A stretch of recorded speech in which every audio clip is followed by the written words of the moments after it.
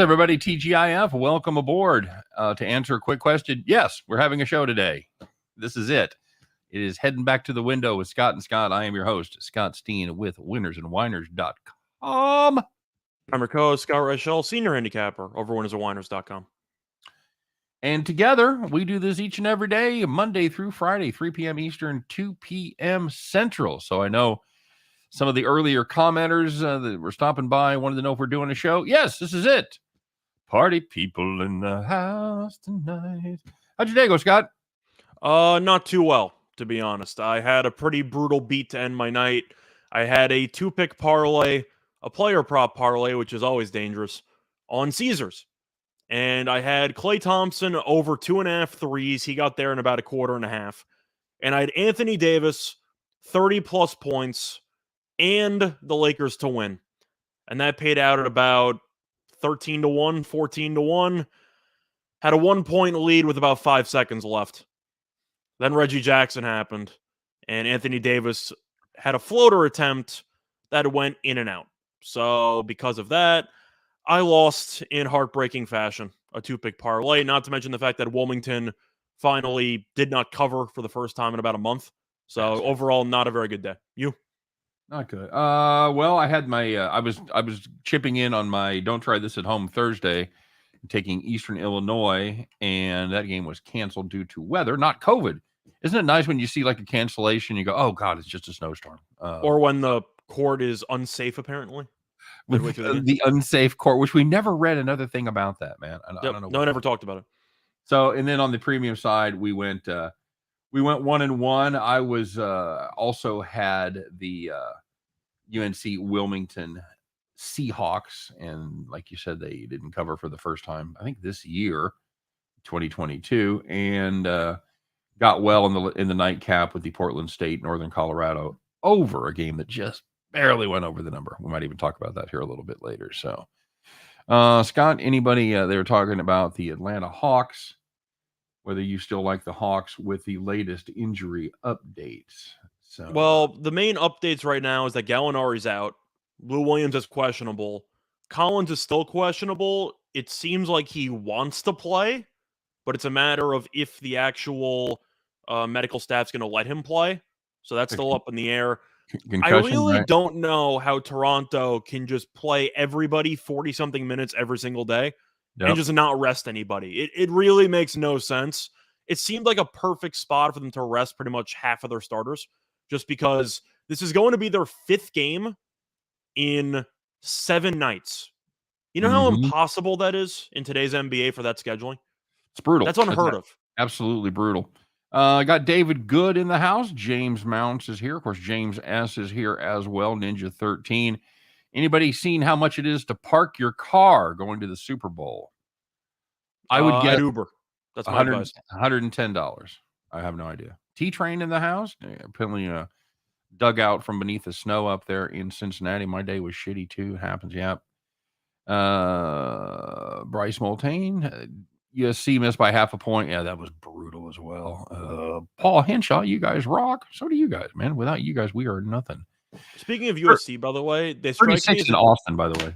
USC just has that feel of a random, like, round of 32 loss, doesn't it? Yeah, or a Final Four, just depending on what they can put it together. But I really don't see the Final Four. They're the worst free throw. They're the worst free throw shooting team in the conference. I know, they're awful. They're awful at the stripe. Charger games take out about an hour to get out of the parking lot. Can't even imagine the Super Bowl. Yeah, it's gonna be brutal. Scott, any thoughts of going to the Super Bowl this year? A little bit. I'd say tempting if I was a fan of either team. Yeah. Truth is, when you go to I haven't gone to an NFL game in years. Just in general, I don't even mean like a playoff game. The Jets play. Yeah, I have not gone out of my way to see the Jets game. play I just that watching the Jets. I think the last Jets game I went to actually wasn't even in MetLife. It was in the Miami Stadium. I went to see them play at Miami, and it was so long ago that D. Milner had 2 interceptions. I think he's been out of the league for like 5 or 6 years. So it's been a long time. If the Jets were good, I'd probably go to more games. But for the Super Bowl, truth is, I'm more interested in going to college games than NFL games. Yeah, I could see that. 300 to 400 to park. Good God. Uber. But Take an Uber. there's a spot to park that costs $4,800. I'm sure the Ubers are expensive, but on the bright Like, side, at least you get to drink. is it on Pam Anderson's lap? Is that where that spot is? What the fucking $4,800? I mean, Does it come with like a butler and some, yeah, no shit. Can I get some caviar with that parking spot? You could it'd be just as cheap to buy a golf cart, haul it in there, drive the golf cart there, and just leave it. You come out ahead. I hate Ben Davidson for the Raiders. Yes. Oh man. Again, the Uber line is ridiculous. I could see It that. is ridiculous, but you're not paying $400 for parking. Or So $5,000. you're gonna lose either way. Either you're gonna sit there on an Uber line for a while, or you're paying $400 for parking. So it's a lose-lose, but you might as well get drunk in the process. So I think Uber's probably the move. Yep. Agreed. Before NFL stopped, the big screen parties. Yeah. That used to be fun. We've done that before. Gone to the parking lot when it was reasonable to park. Gone to the parking lot and just hung out, and drank, and watched the game on TV. It's called tailgating. Yes, it is, but it's sort of, because you don't have an actual game that you're going into. So, all right. So now that we got everybody here, I want to remind everybody to please like and subscribe. We are at we got up to 600. There's there. We finally hit the mark. We've been looking at that. So appreciate everybody that subscribed, and of course, don't forget to hit that like button as well. Follow me and Rachel on the Twitters as always, and of course, there are consequences, as you guys are well aware. If you don't like and subscribe, we're going to take Northeastern again. Swear to God. Mm-hmm. And that wasn't a horrible pick. Close. They were up with 8 minutes left. Just about a fucking hero play, and just couldn't quite get home. Couldn't close it out at all. We're never doing that again, so don't worry about it. Are you pumped for the Pro Bowl, Scott? Because I said heading back to the one. Who's pumped for the Pro Bowl? Is it you? Are you pumped for the Pro Bowl? Not really. I don't know if you caught any of those skill competition events, whatever. Micah Parsons apparently beat Tyreek Hill in a 40-yard dash, which I thought was pretty cool. Yeah. But I think the catch contest, like a slam dunk contest for catching purposes, is an interesting concept. I don't know how you're supposed to really do anything besides a couple one-hand grabs. You could jump through a table if you're Stephon Diggs. It's a cool concept. I just don't know how much longevity some of these events have. It seems too gimmicky to me, Yeah, I agree. So just to be clear, are you making the case that if Tyreek Hill got loose and Micah Parsons was behind him, that he could actually run him down? Oh, not at all. I'm just making the observation that I have no idea how he beat Tyreek Hill in a race. That's all I'm saying. I'm guessing there might have been a false start on the start. That's all I'm saying. I'm guessing Tyreek Hill was going about 85%. Would be. I was saying, yeah, I'm not saying that Micah Parsons is faster than Tyreek Hill. I think that was just the bigger upset of the night. JC Stone said the ref screwed my East-West Shrine under. Oh, so it did go over. I saw it was a low-scoring first half because, hell, it's always low scoring in that game. But I'm assuming you had a PI call on 4th down or something. I really didn't watch it. I did not watch it either. I got to be honest with you. And it's a shame because I think Skylar Thompson played that game. So Scott, I don't know if he played well, but he played. Brad Crawford asking, by the way, hey, what's up, Brad? Asking about Cleveland, Charlotte tonight. Charlotte at home laying 5.5 to the Cavs. Cavs, pretty good team. These are two very good teams against the spread. Cleveland 9 over, Charlotte 11 over the spread.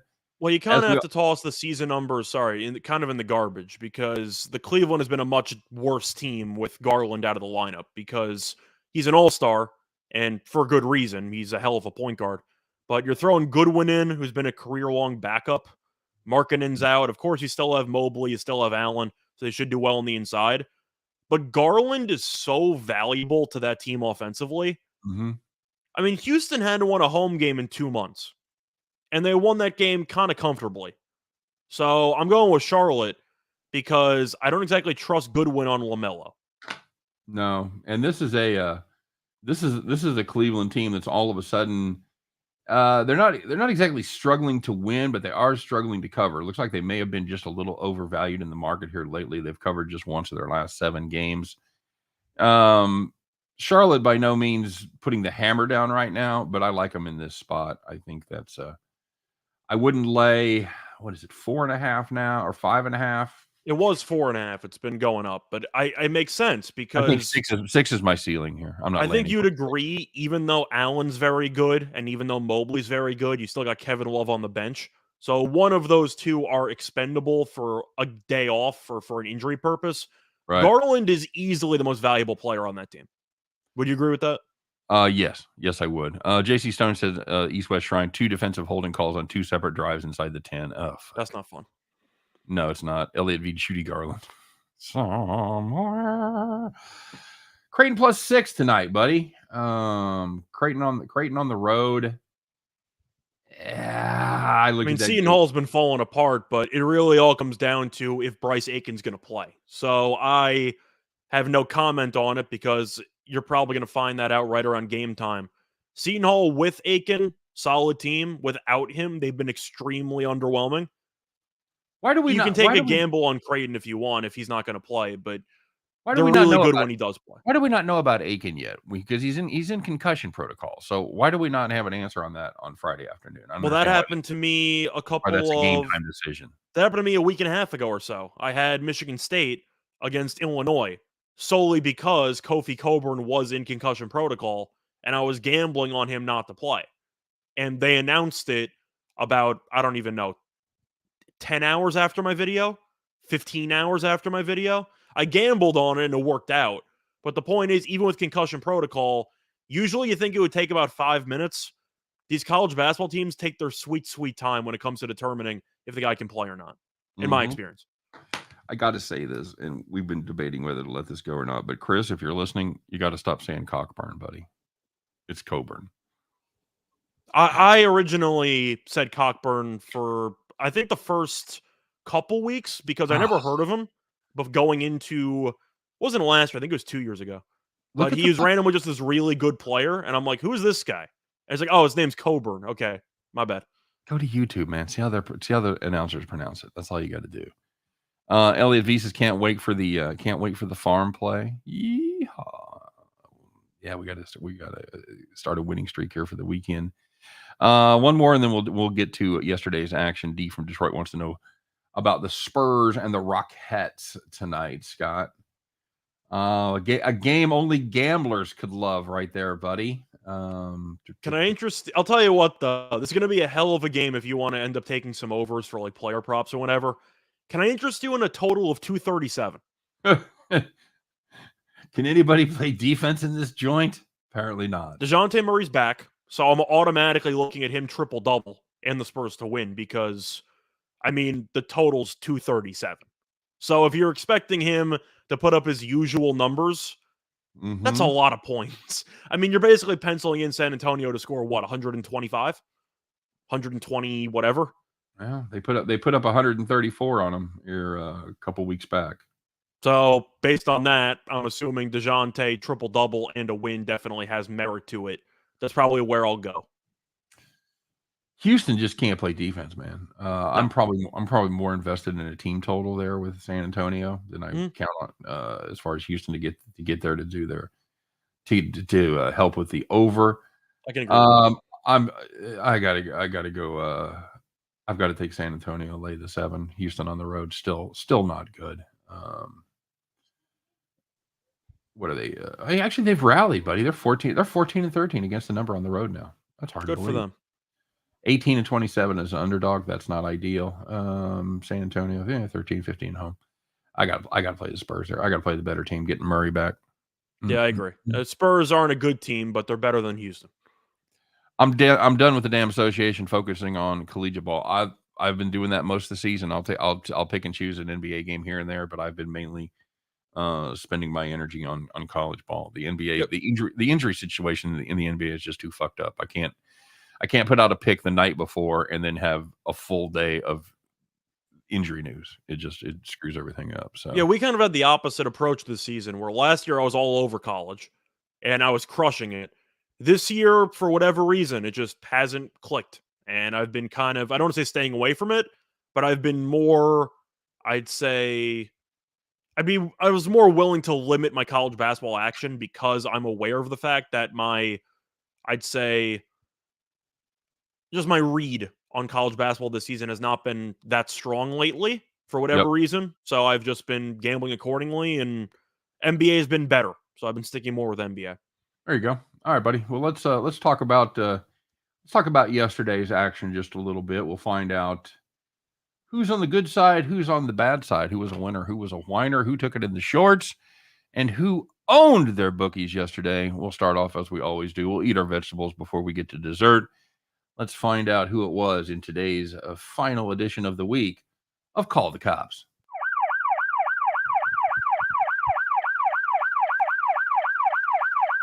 All right, very good. By the way, that's 30 seconds that would go if I just let it go. Good God. Nice. Hey, if you had the Clippers team total over 111.5 against the Lakers, Scott, this is brutal. We'll start off with one of the most brutal ones of the night. The Clippers needed 18 points in the fourth quarter. Doesn't sound like that big of a lug. If you extrapolate that out, that's 72 points over the entire game. That sounds very doable. But not last night, my friend. They scored 17 points in the fourth quarter. 17. That's total, by the way. 17 points total. Scott finished with, or excuse me, for the Clippers, they finished with 111. Come on. Just stop it. You had 94 going into the fourth quarter. Fuck. Yeah.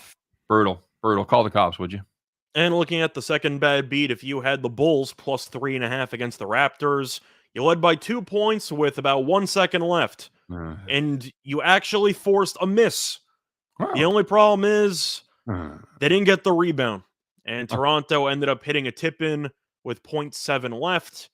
And then the game went to overtime, and you don't want the underdog in overtime. Bulls lost by 7. Ugh, brutal. And the third one's the worst beat of the night. Not even close. Yeah, probably. If you had Kennesaw State, Eastern Kentucky under 151.5, you're a hell of a capper. You know why, Scott? Because they scored 120 in 40 minutes. That is well below the total. You're like, fuck, I can even take it overtime. You're right. Because after the first overtime, it was 136. You're like, well, you know what? I'm not even dead here for 2 overtimes. All right. Well, fuck it. Let's have another overtime. Second overtime, 74-74, 148. You figure, yeah, I'm probably fucked. And you were. Congratulations. They don't call it triple undertime, Scott. Game landed 163 after 3 extra periods. Oof. You had Kennesaw State, Eastern Kentucky over 151.5. Call the cops. No. Under 151.5. Call the cops. Just imagine you're handicapping a game and you get it correctly for 50 minutes and you lose in 55 minutes. That is one of the worst beats of the month. I think it has brutality. To be, right? Brutality is what that is. At least of early 2022. That's got to be, I don't even know, like top 5? Top 2 bad beats? I mean, you lost in triple overtime. There's a lot of them, but yeah, that's right up there for sure. Well, there was some good news yesterday, as you guys are probably well aware. A lot of people didn't have to sweat it. You know who you were. You were able to kick back, take it easy, maybe even catch up on, I don't know, what are they streaming now? Ozark, I guess. Maybe do a little binge watching of Ozark. Whatever it was, you didn't have to watch sports because you were smart and you were sitting in the rocking chair. So, first one, if you ended up having the Timberwolves and the Pistons over 226, you had 132 points in the first half. Slowed down a little bit in the second half, but the game landed 245. Yep. If you had the Dons, San Francisco plus 1.5 against BYU, my God, the wheels are coming off the Mormon bus, aren't they, Scott? They are falling apart so fast. I mean, when you lose to Pacific, the Pacific team this season, you got problems, but they got a lot of problems. I've had my ass kicked by the Pacific Ocean, but never actually the team Pacific. However, if you had the Dons plus 1.5 against BYU, you didn't have to sweat nothing. They led by 15 at halftime, took their foot off the gas a little bit in the second half. They only ended up winning by 14, Scott. If you had the Dons plus 1.5, you were indeed sitting in the rocking chair. And the last one, if you had Bradley minus 10.5 against SIU Edwardsville, you led by 19 at halftime, and you won by 25. Yeah, not good. Not at SIU Edwardsville, not good at all. Not to be confused with actual Southern Illinois that actually plays a little bit of defense. So Bradley's not bad though. No, Bradley not bad at all. So I heard they're quite brave. Easy. Thank Are you. they still the Braves? They're still the Braves. As far as I know, they haven't changed it. Oh wow, look at you. All right, so let's talk about this. We haven't done them all week long, but this is a particularly good one. By the way, Elliot, that's why you should bet on the Dons, because you never go against the family. No, never go against. The time may come, and it may never come, but I may need a favor. I'm just saying. So I'm gonna be ready for that. Scott, let's find out who's wearing the golden feed bag today. It's a good one. It's a dandy. It's worth tuning in for. It's definitely the best one of the week. Who is the donkey of the day?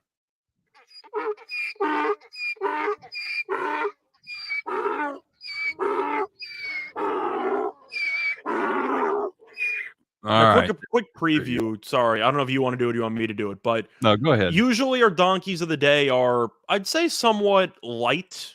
Like usually, you can make maybe a counter argument on some of these. This one's just pure stupidity. And I'm sure a lot of people don't even know that it happened because a lot of people are focused on the actual game. Right.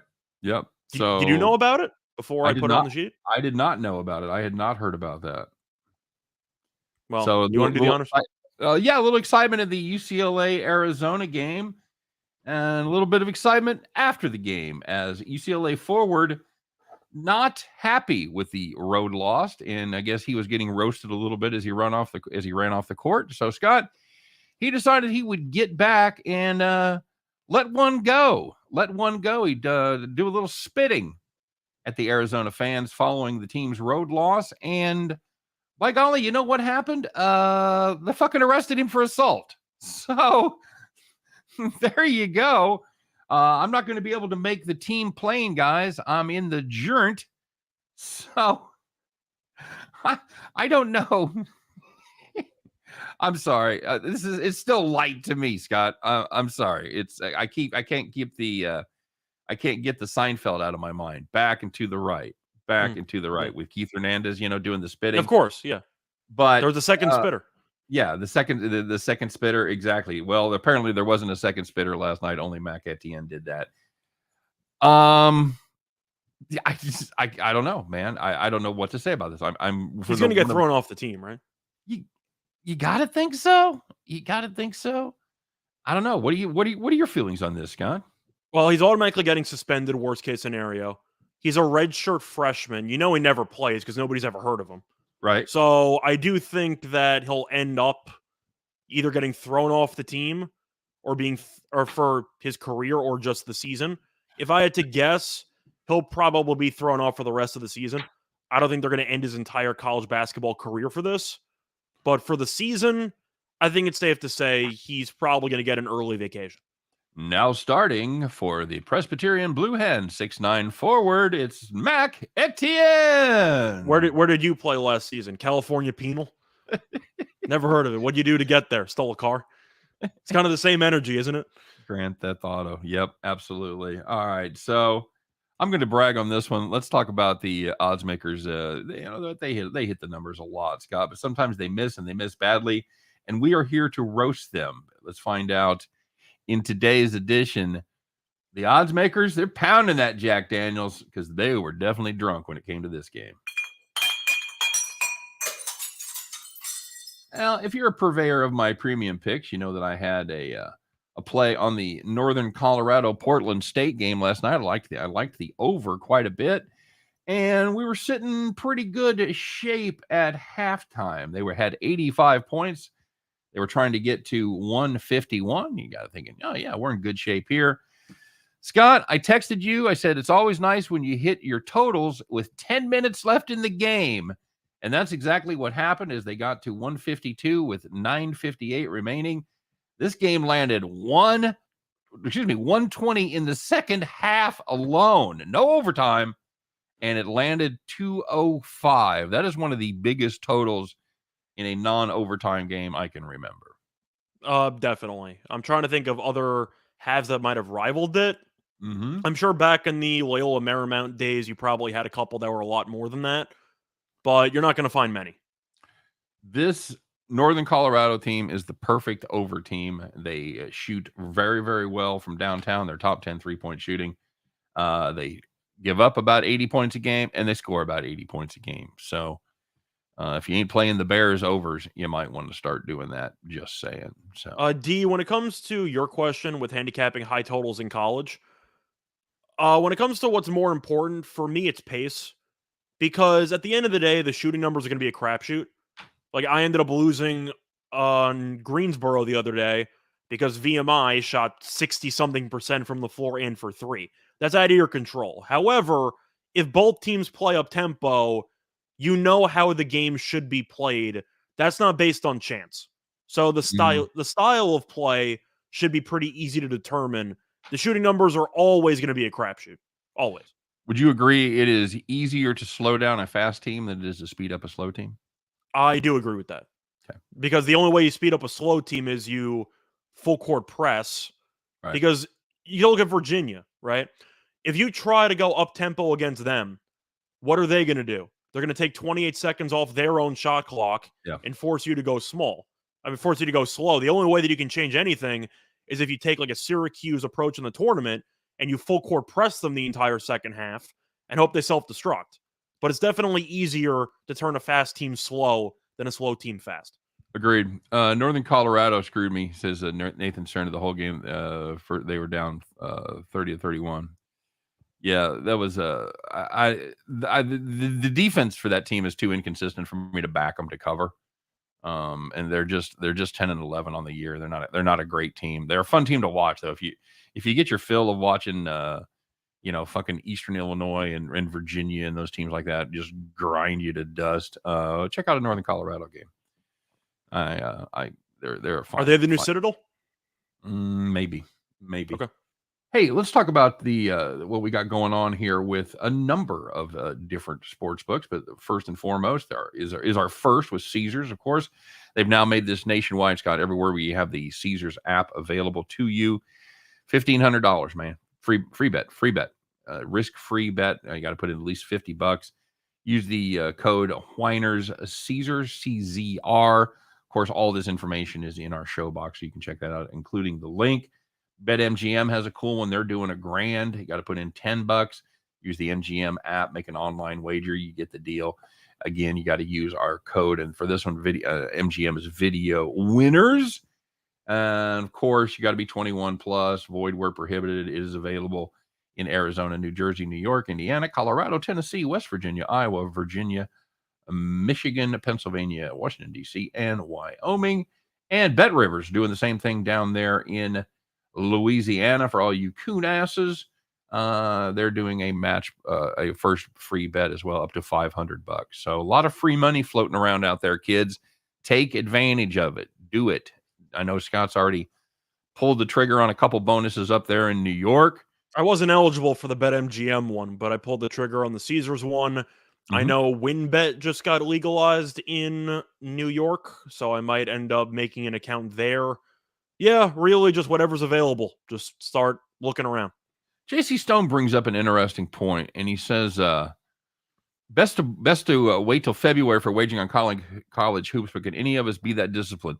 There's a couple of schools of thought. I understand waiting till February because you've got about half your conference games have been played. You're getting a pretty good read on what these teams can do, what their strengths, what their weaknesses are.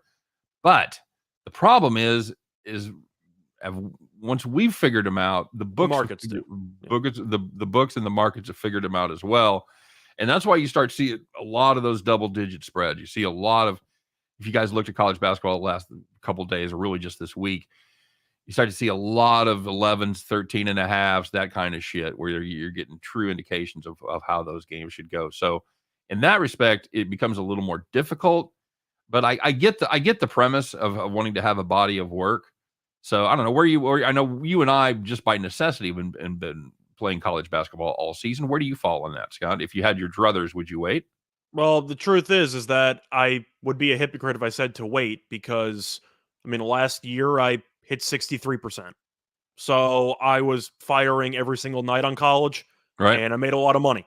This year is not the case. This year has been difficult for me for whatever reason. Similar approach, just hasn't worked out. And yet, at the same time, I can understand if you don't have a good read on it, like I haven't. I've been more hesitant and been willing to wait until I find some good spots. But in general, it really depends. You can look at it the same way in any sport. Is that only involving college basketball where you like to see a full body of work? You can make that Right. argument at any sport. Sure. Yeah, I mean, you can under that you should wait till the end of November to start betting on the NFL. That's what I'm saying. So I feel like you can make a case with college kids. Maybe there's a less certainty about what to expect from some of these. So I feel like Yeah. that's the counter argument. So, But yeah, I crushed college last year and I bet the whole season. So in general, I usually bet the full season. This year, I acknowledge that I've just been behind the 8 ball for some reason. So I right. kind of just pivoted.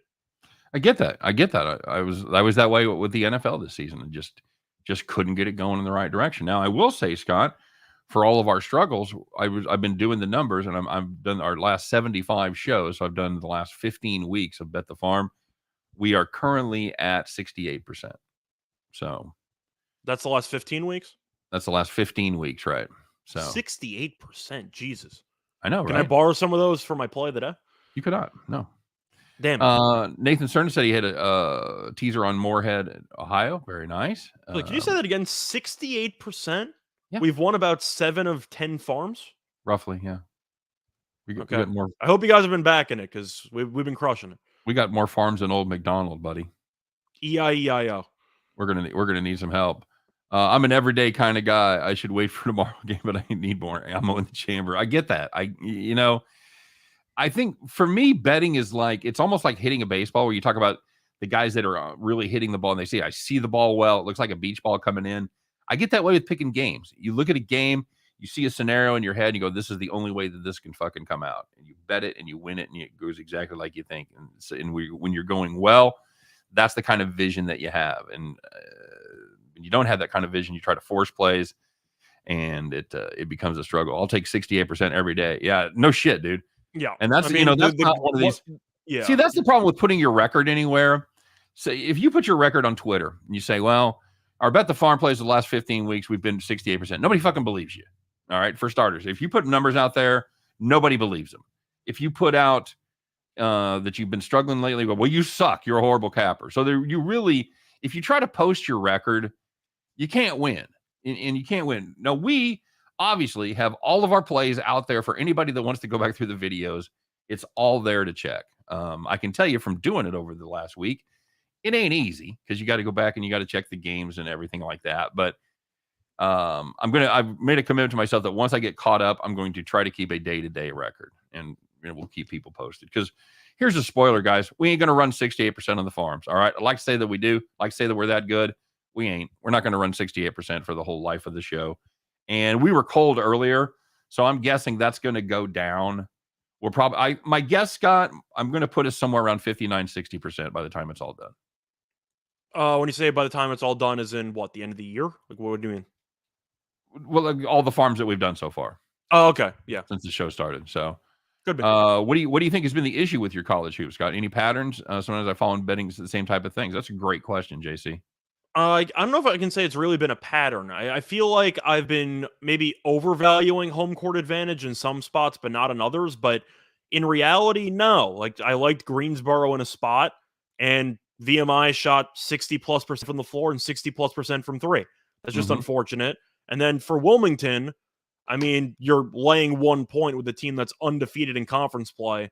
Right. That's covered every game for a month. I'm going to bet that every time on general principle. So I don't know. It just seems like it just hasn't worked out, where the games that I've picked, just the game flow hasn't been right. The team I've backed hasn't shot the ball well enough. I can't say it's anything I've been doing differently. It's just sometimes the results don't work out the way you want it to. Right. J.R. Black imploring us to please be humble. I have no problem being humble in this business, because about the time you get cocky, you go through one of those 0-7 streaks or whatever, and you're right back down, knocked off your pedestal. Doing this, that's the way I've been running. I mean, of course, as you just said, gambling's a thing of streaks. I'm sure a lot of people remember for my personal videos, I was on fire for about a month, and then every now and then you're going to cool off, and that is what it is. I feel like the Anthony Davis loss I had yesterday is a perfect indication of the current run I'm in, when all you need is one stop to hit a 14-1 parlay. Right. And then you give up a basket, and then you go in and out on the game-winning buzzer beater for the win.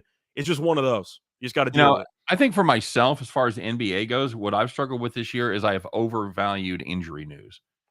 I have written off, like, if the Sixers are without Embiid or Milwaukee is without Giannis, I just fucking write them off.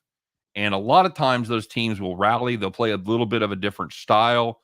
Sometimes that, when you get players like Embiid or Giannis that everything runs through them, and now all of a sudden you've got to play a completely different style of basketball. Sometimes I don't do a good job with projecting the difference in styles and how that might be impacted. So. Well, that crushed me the other day personally. I mean, I had the Grizzlies against the Sixers. They covered because I got the early number. I had a big play on the money line because Embiid's out and the Grizzlies are very good. And then Drummond walks into 20-something points, 20-something rebounds, and they lose in overtime. Right. So I feel like I've been in the same boat there with injuries, but I don't know what it is. Just for some reason, things just go cold sometimes, and you got to just go through the rough patches to get to the good stuff. Couple of great questions here. One from David Good. Is the record of covering the spread an accurate prediction of future? No. I mean, yes and no. I mean, if it all comes down to, am I going to take a team that's covered 5 of 6 or 8 of 9 versus a team that's colder than shit? Yeah. I mean, what it tells me that as opposed to how the team is playing, it tells me how the market is doing and how the market views this team. So that's where you're going to find, that's how you make money, sports betting, is finding inefficiencies in the market. So I use it as a tool to try to identify whether the market is correct or incorrect. Is that a fair way to put that, Scott? Yeah, because I feel like it's a good way of finding out, A, if you're getting a nice amount of value compared to other books, or B, if the opening line suggests that markets are undervaluing a team. So you might be ahead of the curve on one or two teams, for example. So that's why in all my videos, it might sound annoying and repetitive, I will always mention what the line is available at other books for comparison. Because if you save half a point, those add up over a long period of time. Absolutely.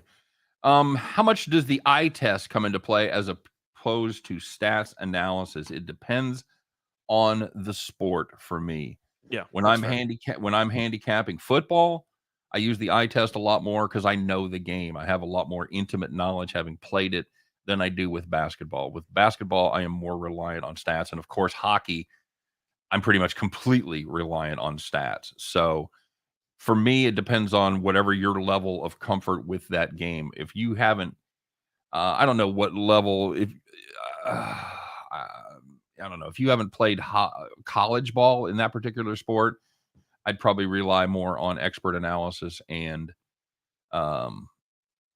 stats and numbers for me. Scott, yourself? Yeah, I feel like it also depends on the sport. Of course, I like to combine the two if I can. Right. Like last year, I could tell from the get-go in college basketball, Baylor and Gonzaga were the best two teams, and it wasn't even close. And that's why I had a future play on Gonzaga. I ended up hedging with Baylor in the title game. I had the entire Final Four right in my bracket. So I had a good read from the eye test and merging that with the stats. But a lot of it's matchup based, where you can look at a team that plays really well one game, but it's because maybe they have a huge advantage on the inside. And then suddenly they're playing against Kofi Coburn the next game, and they look awful because the one area they excel in, they no longer excel in for one given game. So I do think that even though the eye test is important, stats are extremely important in my eyes because they're kind of matchup proof in a way because you know what to expect based on the numbers. Yep. If that makes sense. It does. It absolutely does. King Me says, I'm definitely taking the Sixers plus the points tonight. Scott, you a fan of that? Yeah. I feel like Dallas is a team that is good, but with Porzingis being out, we've seen this story before. I mean, Porzingis is always injured, and they're really good when he plays. They're pretty average when he doesn't. And it's even more important because Porzingis is one of their only big men. Hell, they're using Kleber as a big man half the time. Yeah. Now you're against Embiid. So good luck to you. You got Dwight Powell on him. And yeah, I don't really know how Embiid is not just going to walk into about 35 tonight. But Maxi's been really good. Even Tobias Harris has been really good lately. Mm-hmm. The Sixers are playing pretty good ball. And even though they lost to the Wizards the other day, which of course isn't a good result, I do think that Dallas is a bit overvalued because of the great streak they had when they were fully healthy. Yep. They're not fully healthy. So I'm going to go with Philly in that one. Nathan Cerna said he had $1,600 in a wallet one day, filled up his gas, put his wallet in the car, and drove off. Oh, fuck me. I did that a negative EV play. Oh, I did that once. I was in Fayetteville, Arkansas, and I'd been on the road about 8 weeks, and I was coming home. I was checked out. It's Monday morning, and I had my money. I'd gotten paid. Of course, I always get fucking paid in cash at the comedy club. So I had about, I think I had $2,800, and I put it in my mattress, underneath the top Okay. mattress. And I'm checked out of the hotel. I'm sitting there, and I'm fucking putting gas in my car, oddly enough, and it fucking hits me. I'm like, holy shit! And I went running back to the hotel. Got back to my room and it was still there. So Okay. it Could have has a been little worse. happier ending. But yeah, I totally understand the panic and My friend had luggage strapped to his car going on a family road trip and it fell off a bridge. oh god damn. JR Black says, bet the farm plays allowing me to fund many nursing students at the strip club. Nathan Stern talk about Baylor and KU. He says Baylor's been stinking lately. Fuck, KU got blown up by Kentucky last weekend. Who do you Is like Kentucky really good though? I don't I don't know. know. I mean, I don't know. I didn't think so, but then I saw him just absolutely abuse KU. Of course, that was KU's worst performance, I don't know, at home in years. Yeah. They didn't shoot, they didn't rebound. That's also why the eye test is tricky, though, to go back to that point, because you could just have a brutal game and you assume that's the norm for this team. Now, is right? Kansas going to win the championship this year? No. But are they as bad as they showed against Kentucky? No. They're still a good team. So I feel like if you only watch them play in small doses, you'll get a warped, I'd say, perception of them. Kansas is a pretty good team. Are they Yeah. great? They're fun. Yep. But Baylor's better when healthy. But you look at the inside, I think you'd agree Kansas should have an advantage on the glass. Yes. Yes, absolutely. Groovy Cap says, I'm going to wait till the second quarter of the Super Bowl. I'm good football live better. I am indeed. I've funded myself and kept me from getting a real job for many years by betting live. I love live plays because you're getting information, Scott. This is all about information. And let's face it, our job, if you're a mathematician, if you had a statistical class, any kind of statistics class, you know that you're trying to make a decision based on incomplete information. You never have a big enough body of work to really, really have it be statistically accurate, right? Yeah. So, I mean, everything that we're talking about is probability based. yes. So if you're able to watch a football game, you're seeing how the game flow is going. You're seeing what kind of defense is playing. You're seeing how the offensive line is able to protect, how they can open the holes, how the schemes are working. I think that's a huge advantage to be able to bet live. No question. I mean, I live bet a tennis play turnovers. before we You went can on have shit happen. Yeah, same thing with tennis. Yeah, very good. I live bet a play. It's actually a match going on right now between Yemmer and Gasquet. I actually took the over in the second set. Live bet it when Yemmer had a break point to break back even. I got it. So I do think that you can find some spots where if we talk about trying to limit the variance, if you are watching the game and you know exactly how the game is unfolding, then you can arguably have less variance than any other time to wait. I mean, in game would give you so much more information compared to pregame. Wouldn't you agree? Yeah, absolutely. Here's a little tip from Nathan. Says I got it from a little birdie that a shooting guard Baylor may be out for illness tomorrow, so I have to keep an eye on that. That's could be very, very important. Nathan says he was on his way to the bank. Oh fuck! Oh, it's just brutal. Granted, in-person live betting is almost impossible because the only time you could ever do that, which isn't really live betting, but second half plays, I guess would count. Does that count? Kinda. Yeah. I mean, it's a stop in the action, but still, you kind of need an app for actual live betting because you need to be as quick as possible. You can't wait on a line or at a kiosk to throw in a bet and No. pray for a timeout or something. You need an app, and that's really the only time you'll be able to actually live bet. I think you'd agree with that. I would. Is somebody asking about the Toledo game tonight? Toledo Ball State over 156. I don't know if I have enough confidence from Ball State to do their part here. I'm probably, if I'm going to get involved there, I'd probably take Toledo team total over 82.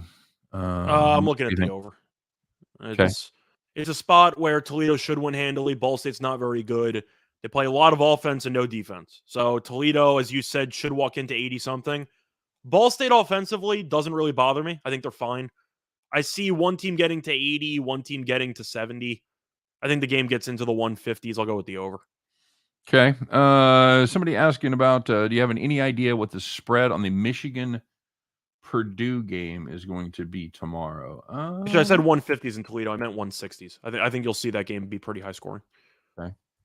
Michigan at Purdue. That game is at Purdue.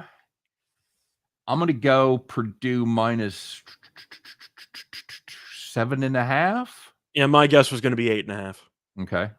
Just because So, Michigan almost lost to Nebraska. So I feel like that's automatically worth docking a point. But that game I'm interested in because I have a grid which has some really, really early totals that were listed. I don't know how accurate they are because most books don't have them. They have the total for this game on that grid listed at around 130, 131 or so. That sounds way too low to me. Yeah, So it I don't know does. how accurate that is, but both teams rank top 21 in offensive efficiency. So I expect points in that game. If you see a number that's in the 130s, I'd be surprised. That's once again, I don't know how accurate it is. You'd assume that game would get to 140, right? Yeah, I I'd certainly assume so. would. Is it more risk to the sports books from live bettors or pregame? I don't really know. I know they all have loss mitigation departments there. They set those numbers. That's the problem with betting live is you're paying the Jews. Yeah. You should not be a stranger to 130 or 140 if you're betting live. And I'd say de facto is 120, 125. if you can get that, yeah, all day Yeah. long. Tony Stark says best live bets when the Chiefs are down in the fourth quarter. That's no shit. The fourth quarter team. Live betting is the future. Yeah, that's if you look at Europe, James, I think Scott, 75% of the action right now is live. Well, you look at the various either syndicates or just software set up for arbitrage or just set up for live betting markets. There's a ton. The amount of money that gets fully just traded based on live betting. So, yeah, it seems to be I'd say a definitive way that a lot of people can make money regularly. Again, you're not going to win every time. You know, you can expect a team to get back on track. They don't. Stuff like that happens. But for the most part, the more information you can get, the better. And when you bet live, you know, the updated injury news, you know, the updated form of the teams, you know, how they've been matching up so far. And even though things can change, you have a good read on it. Yeah, especially like you can see if somebody's being used as a decoy. Yeah. Happens with wide receivers a lot where they're really not in game shape. It happened with Tyreek Hill coming off of COVID. I think that was the Cincinnati game. No, it was the game before that. But where they just used him as a decoy. They threw him a couple passes short early in the game, and then he just was pretty much done. Ooey pooey early tomorrow. They better be playing early. Nobody wants to watch them play. Somebody, Low Maximo wants to know about Detroit Mercy and Wright State tonight. Wright State laying 4.5. It's either Wright State or pass for me. Detroit has one good player. He's really good. He's the coach's son. It's the only reason why he's there. But he's the only player worth a damn on the team. Wright State's better. I'll take Wright State at home. But Davis is a really good player, though, for Detroit. Guy's got talent. Yeah, he is very solid indeed. These teams haven't played in a while. Yeah, I thought Detroit is I think they're okay. They're not awful.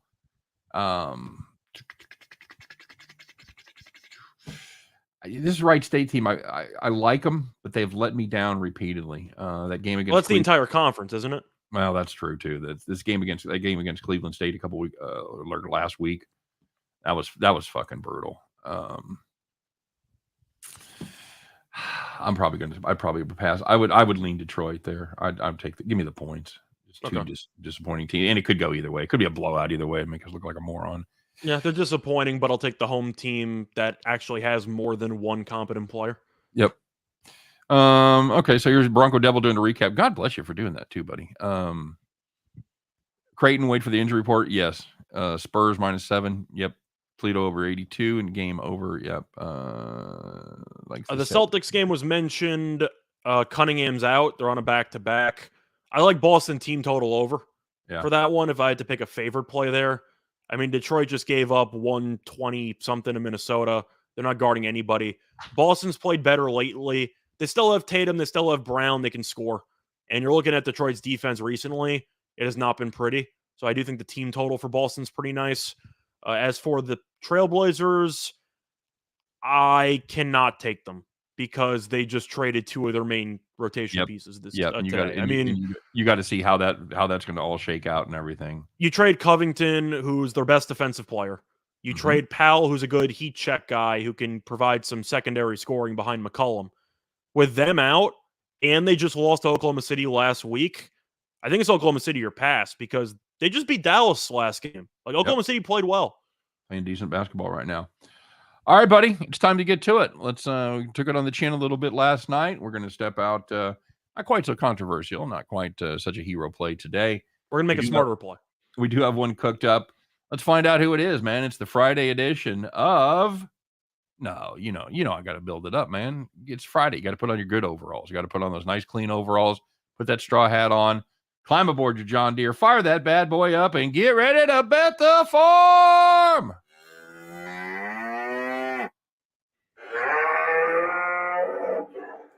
All right, my friend. Well, we are turning to the MAC conference. A little MAC showing for you there on Friday night.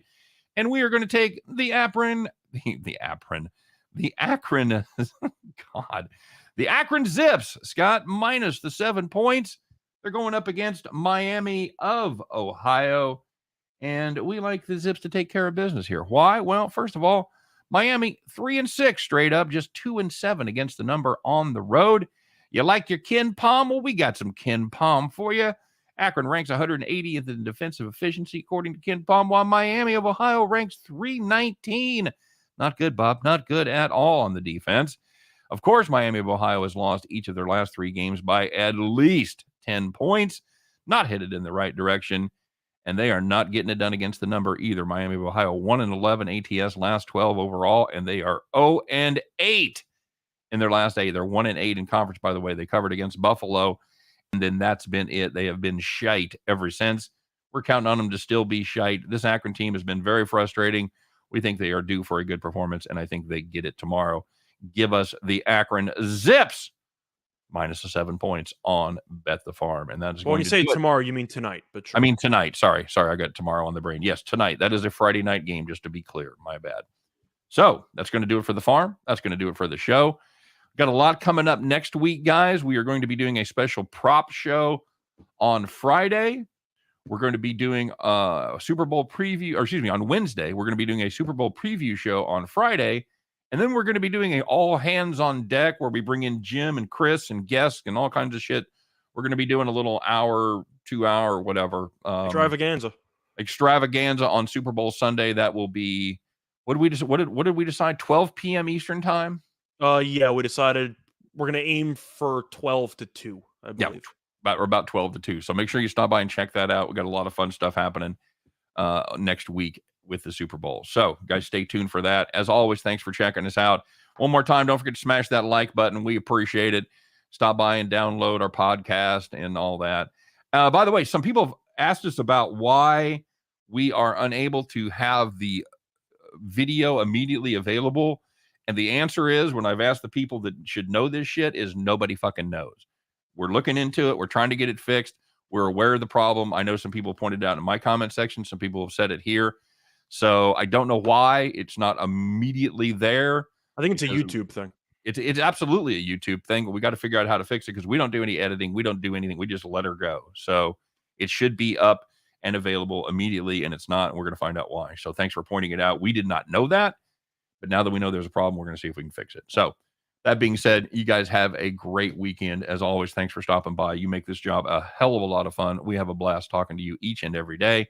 So come back and see us on Monday, as we once again, 3 p.m. Eastern, 2 p.m. Central, Scott and I will do our very best to help you in your journey as we all attempt to head back to the window. You guys take care. We'll see you Monday.